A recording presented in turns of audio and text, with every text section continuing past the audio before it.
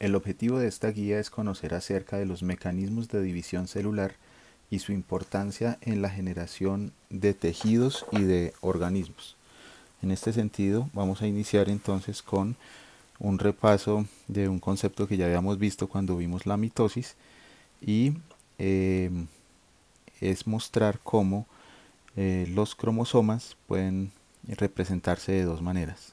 Cuando se representa con una sola cromátida, lo que nos está indicando es que este ADN no se ha duplicado, y cuando el cromosoma se representa con dos cromátidas unidas en el centro por un centrómero, pues es porque el ADN se ha duplicado.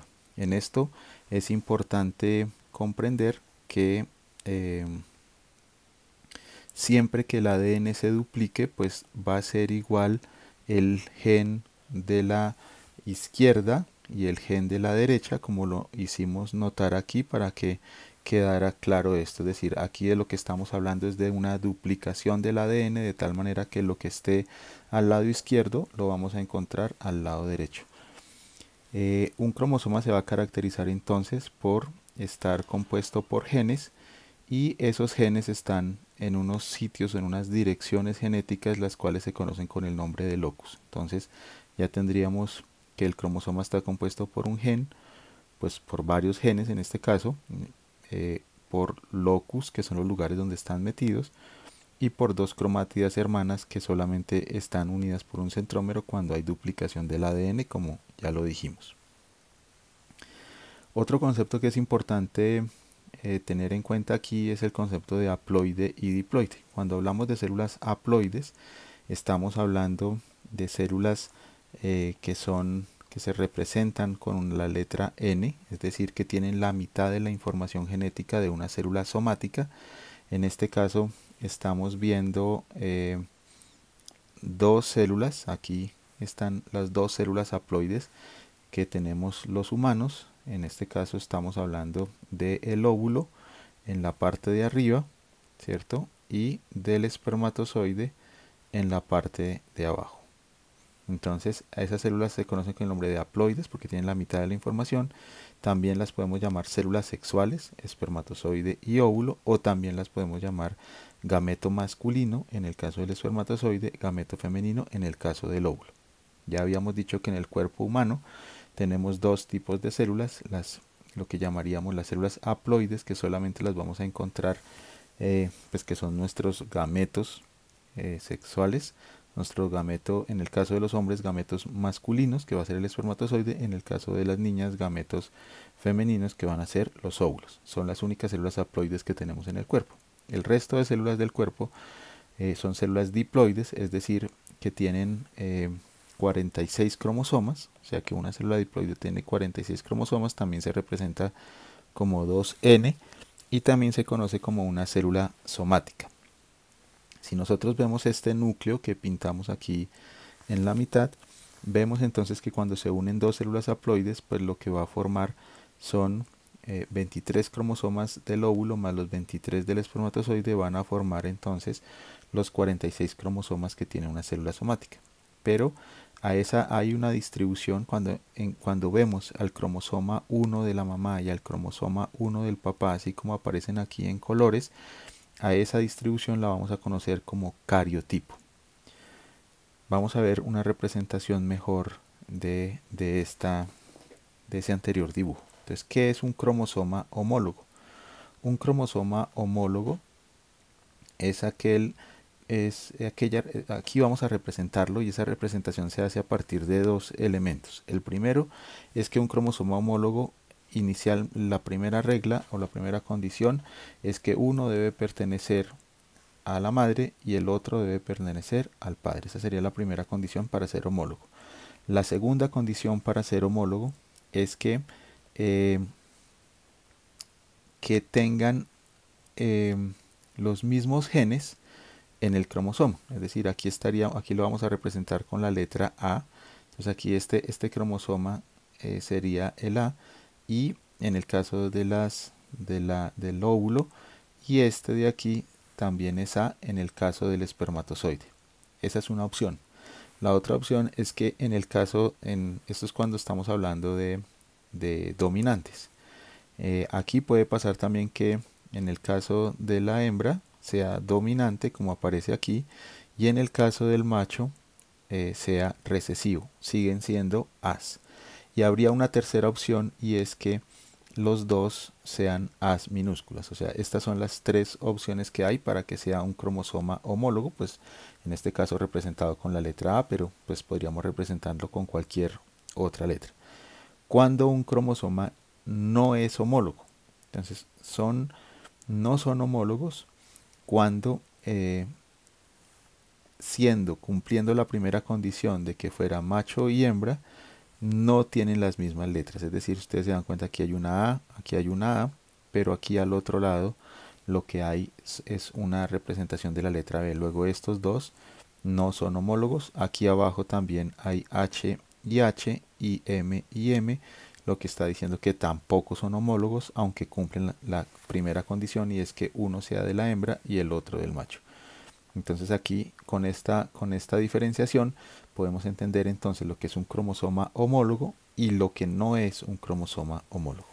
Volviendo aquí al dibujo, entonces vamos a iniciar a hablar de la meiosis, y lo que vamos a ver es que hacer la representación de la meiosis con 46 cromosomas pues es muy difícil. Entonces lo que vamos a hacerlo es apenas con 2 cromosomas homólogos. Si ustedes se dan cuenta, en este caso los 2 cromosomas homólogos van a ser el primer par de cromosomas homólogos va a ser rojo y azul, y el segundo par de cromosomas homólogos va a ser amarillo y verde. Entonces, ¿qué va a pasar en la profase?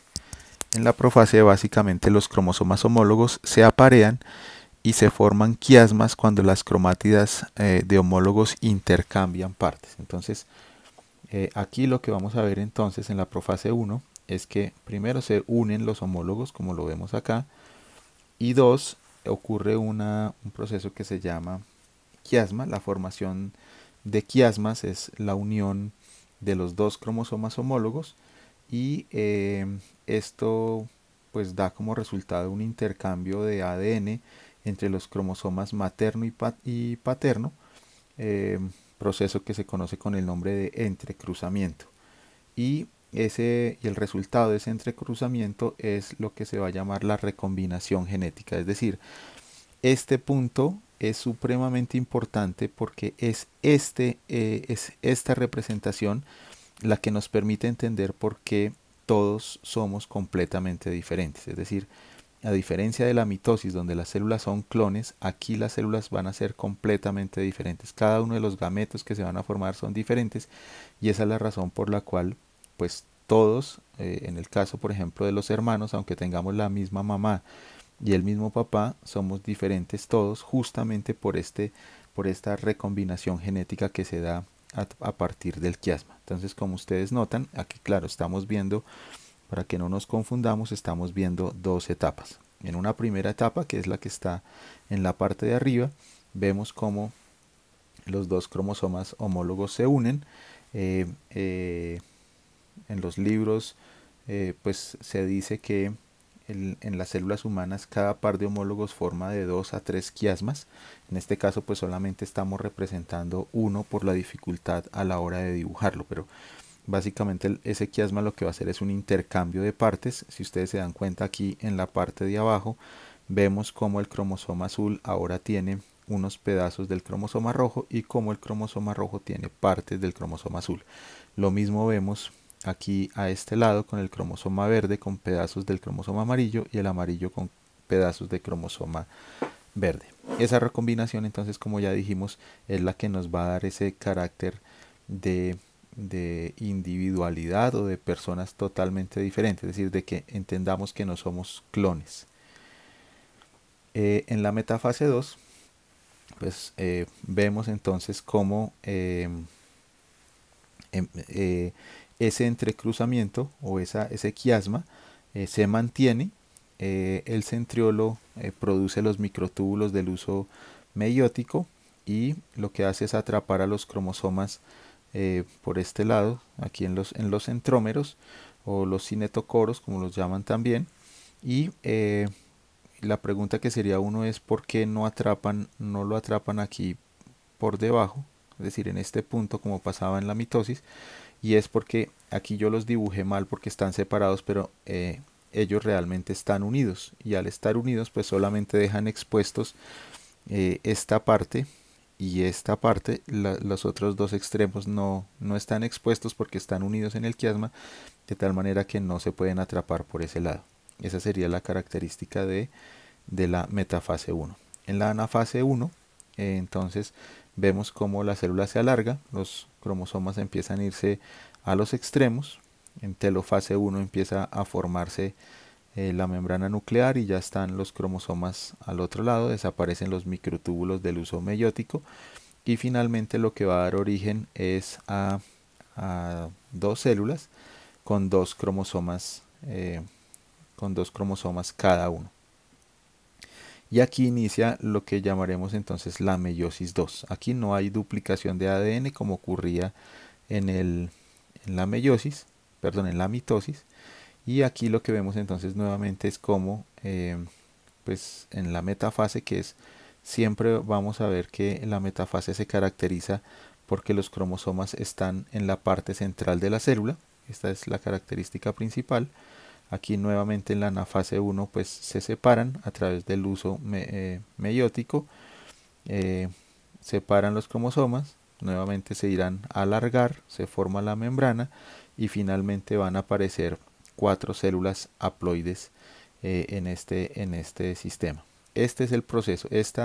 La meiosis tiene como funcionalidad la formación de gametos, o sea que aquí si quisiéramos ver, básicamente diríamos que esta es la formación de 4 espermatozoides, y la combinación de los diferentes cromosomas o de la diferente recombinación genética pues va a hacer que cada uno de los espermatozoides sea completamente diferente, lo que ratifica lo que habíamos dicho al inicio cuando hablamos del quiasma, de cómo los individuos, a pesar de que seamos hijos del mismo padre y de la misma madre, pues somos diferentes. Este ejercicio que acabamos de ver es cuando se utilizan dos pares de homólogos. Ahora bien, si lo hacemos de manera rápida utilizando solamente un homólogo, en versión rápida veríamos entonces aquí el homólogo verde y el rojo, viene el quiasma, intercambian partes y queda un cromosoma verde con pedazos rojos y uno rojo con pedazos verdes, se divide en las dos células y esta célula va a dar origen a dos nuevas células y esta de aquí a dos nuevas células. Lo que estamos viendo es que esto sería 2N porque tiene dos cromosomas y este sería N porque apenas, si ustedes se dan cuenta, va a tener un cromosoma. Esto básicamente es la meiosis y espero hayamos podido haber entendido un poco más claro. Es importante, por favor, que cuando se entienda el proceso de la meiosis lo hagamos siguiendo los colores, porque los colores son los que nos van a poder permitir entender mejor. Es decir, la meiosis a blanco y negro es muy difícil de entender, por lo que les solicito que en la guía donde había que hacer los dibujos lo hagamos con colores